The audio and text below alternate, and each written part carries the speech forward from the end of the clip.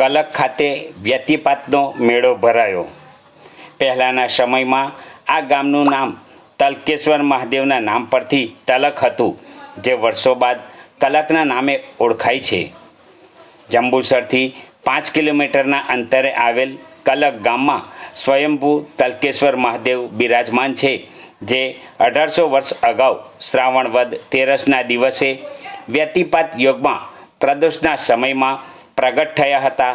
તે સમયે આકાશમાંથી સર્વે દેવી દેવતાઓ આવી આ ભૂલોકના દર્શન કરી પરત થયા। આ શિવલિંગ દર વર્ષે આ યોગમાં તલપુર વૃદ્ધિ પામે છે, તેથી જ નારદજીએ આ સ્વયંભૂ શિવલિંગનું નામ તલકેશ્વર મહાદેવ આપ્યું। આ યોગમાં દર વર્ષે કલક ગામમાં વર્ષોથી શ્રાવણ માસમાં વ્યતિપાતના દિવસે શિવજીનો ઉત્સવ ઉજવાય છે અને મેળો ભરાય છે। આ યોગમાં શિવલિંગના દર્શન માત્રથી સઘળા પાપ નષ્ટ થાય છે। મહારુદ્ર અભિષેક કરવાથી અનેક પાપમાંથી મુક્તિ મળે છે, તેમજ મનવાંછિત ફળ પ્રાપ્ત થાય છે, તેમ લોકવાયકા છે।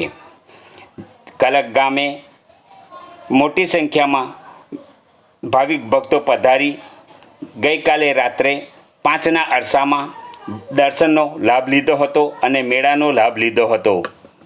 કલક ગામના ઇન્દ્રરાજ બાબરાભાઈ લીંબચિયા કલક ગામનો સરપંચ છું અને આ કલક ગામ પહેલાં તલક ગામ તરીકે ઓળખાતું હતું, પણ વર્ષો પહેલાં 1800 વર્ષ પહેલાં આ નારદજીએ આ તલકેશ્વર મહાદેવની સ્થાપના કરેલી।